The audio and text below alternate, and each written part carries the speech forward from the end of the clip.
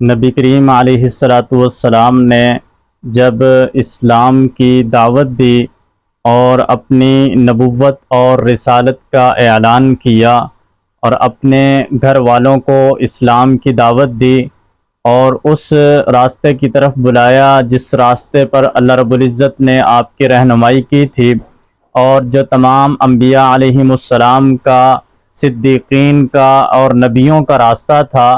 جس کے بارے میں سورہ فاتحہ میں کہ ہم دعا کرتے ہیں اللہ تعالیٰ سے، اہدنا الصراط المستقیم، اے اللہ ہمیں سیدھا راستہ دکھا، صراط الذین انعمت علیہم، ان لوگوں کا راستہ کہ جن پر تو نے اپنا انعام کیا ہے۔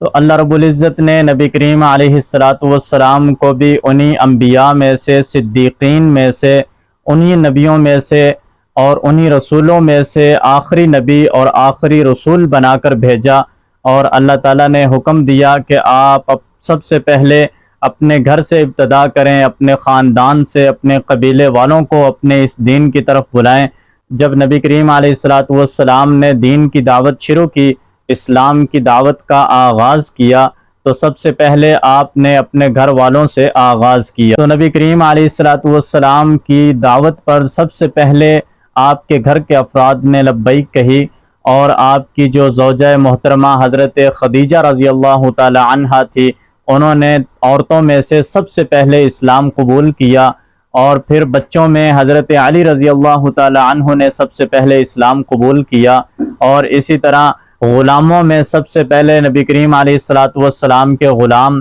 حضرت زید بن حارث رضی اللہ تعالی عنہ نے اسلام قبول کیا۔ تو جتنے یہ تو نبی کریم علیہ الصلاۃ والسلام کے گھرانے کے لوگ تھے، آپ کے اہل بیت تھے کہ جنہوں نے آپ کی دعوت پر لبیک کہا اور آپ کی دعوت کو قبول کیا۔ یعنی بیوی تو ہمیشہ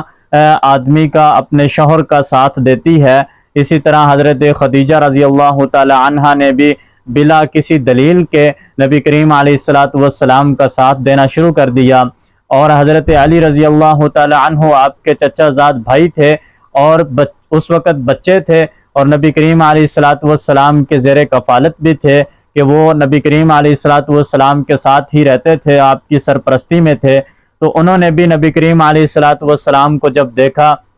تو فوراً آپ کی دعوت کو قبول کر لیا۔ لیکن جو باہر کے لوگ تھے، جو آپ کے گھرانے کے نہیں تھے، جن کا تعلق آپ کے خاندان کے ساتھ، آپ کی فیملی کے ساتھ نہیں تھا، جب ان لوگوں کو اللہ کے نبی کریم صلی اللہ علیہ وسلم نے دعوت دی، تو ان میں سے سب سے پہلے شخص تھے حضرت ابو بکر صدیق رضی اللہ تعالی عنہ، جن کو نبی کریم علیہ الصلاۃ والسلام کی دعوت جب ہی ان کے پاس پہنچی تو انہوں نے آپ کی دعوت کو فوراً قبول کر لیا، اور بغیر سوچے سمجھے، بغیر غور و فکر کیے، بغیر کسی دلیل کے طلب کیے نبی کریم علیہ الصلاۃ والسلام پر ایمان لے آئے۔ نبی کریم علیہ الصلاۃ والسلام فرماتے تھے ان کے بارے میں کہ جتنے بھی لوگوں کو میں نے اسلام کی دعوت دی تو تمام لوگوں نے اس میں کچھ نہ کچھ غور و فکر کیا، کچھ غور و فکر کرنے کے بعد، تدبر کرنے کے بعد، کچھ سوچنے کے بعد انہوں نے جواب دیا۔ یعنی فوری طور پر کسی نے بھی اسلام کا جواب نہیں دیا اور اسلام کو قبول نہیں کیا، لیکن حضرت ابو بکر صدیق رضی اللہ تعالی عنہ نے بغیر سوچے سمجھے اور بغیر کسی دلیل کے طلب کیے نبی کریم علیہ الصلاۃ والسلام کی دعوت کو قبول کیا اور آپ اسلام لائے۔ حضرت ابو بکر صدیق رضی اللہ تعالی عنہ کے بارے میں ایک قول یہ بھی لکھا ہے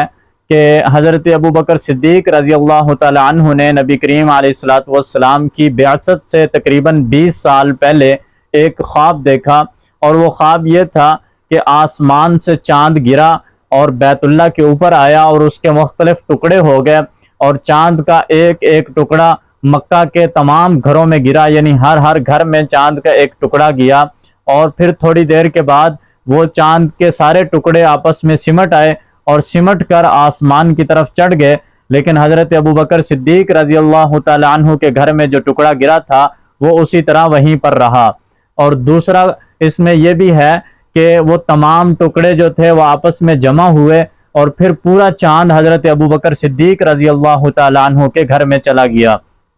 جب وہ شام کے سفر میں گئے اور تجارتی سفر میں آیا جایا کرتے تھے، چونکہ مکہ کے بااثر لوگوں میں شامل تھے اور وہ خود تاجر بھی تھے، مالدار لوگوں میں تھے اور عزت اور عظمت والے تھے، بڑے سردار لوگوں میں شامل تھے، تو جب وہ تجارتی قافلے میں ملک شام کی طرف گئے اور وہاں پر بحیرہ رحب سے ملاقات ہوئی اور اس سے اپنا یہ سارا واقعہ بیان کیا، تو بحیرہ رحب نے کہا کہ دراصل مکہ مکرمہ میں نبی کریم علیہ السلام کی آمد ہو چکی ہے، اور وہ نبی جو اس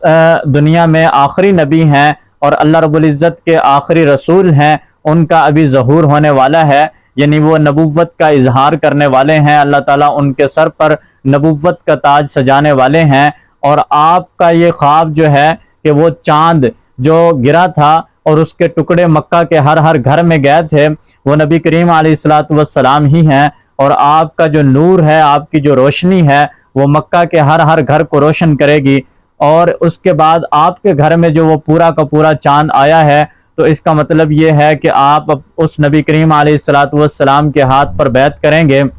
اور آپ ان کی زندگی میں ان کے نائب کے طور پر ان کے خاص وزیر بن کر رہیں گے، اور ان کی زندگی کے بعد آپ خلیفہ بنائے جائیں گے۔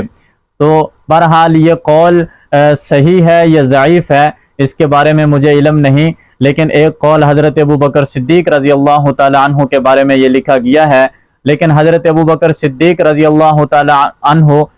وہ پہلے شخص ہیں جو نبی کریم علیہ السلام پر آزاد مردوں میں سب سے پہلے ایمان لانے والے ہیں، اور پھر 13 سالہ زندگی میں یعنی مکہ مکرمہ کے اندر جتنی بھی تکلیفیں آئیں، جتنی بھی مصیبتیں آئیں، کفار اور مشرکین کی طرف سے جتنی بھی اذیتیں دی گئی، ان تمام میں وہ نبی کریم علیہ السلام کے ساتھ رہے، ہجرت میں بھی آپ کے ساتھ رہے، اور ہجرت کے بعد بھی آپ کے ساتھ رہے، یہاں تک کہ وفات کے بعد نبی کریم علیہ السلام کے ساتھ ہی دفن ہوئے۔